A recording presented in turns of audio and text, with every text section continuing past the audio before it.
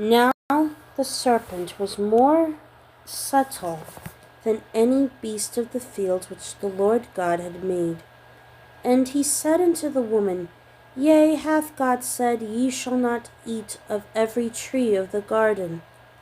And the woman said to the serpent, We may eat of the fruit of the trees of the garden, but of the fruit of the tree which is in the midst of the garden, God hath said, You shall not touch it, neither shall ye touch it.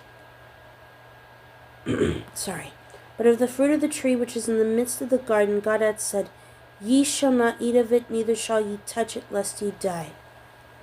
And the serpent said unto the woman, Ye shall not surely die, for God doth know that in the day ye eat thereof, then your eyes shall be opened, and ye shall be as gods, knowing good and evil.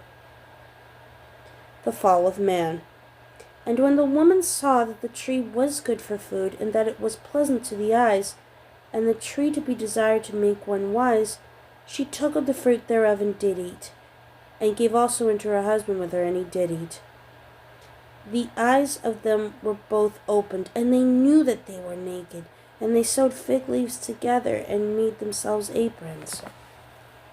And they heard the voice of the Lord God walking in the garden in the cool of the day.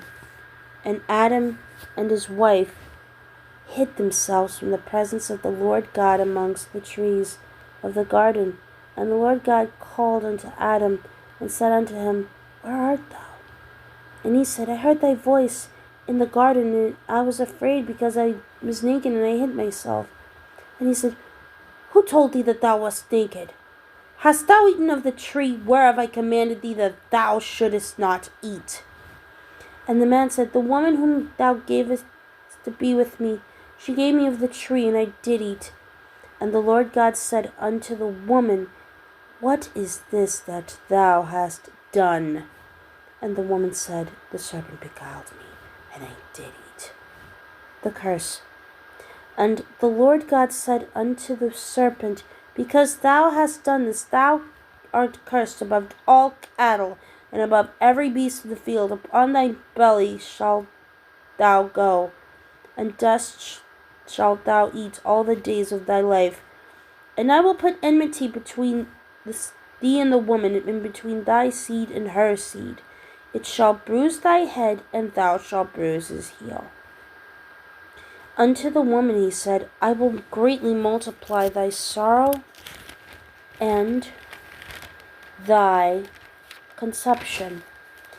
In sorrow thou shalt bring forth children, and thy desire shall be to thy husband, and he shall rule over thee.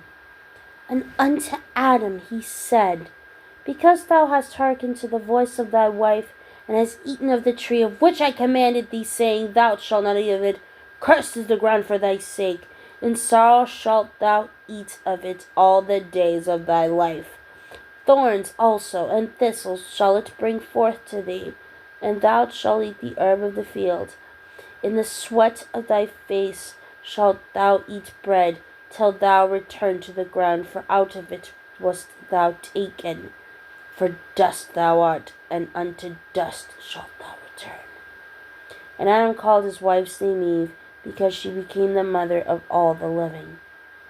Unto Adam also and to his wife the Lord God made coats of skins, and clothed them. Man sent from the garden. And the Lord God said, Behold, man is become one of us, to know good and evil. Now lest he put forth his hand, and take also the tree of life, and eat, and live forever. Therefore the Lord God sent him forth from the Garden of Eden, to till the ground from whence he was taken. So he drove out the man, and he placed at the east of the Garden of Eden cherubims and a flaming sword, which turned every way to keep the way of the tree of life.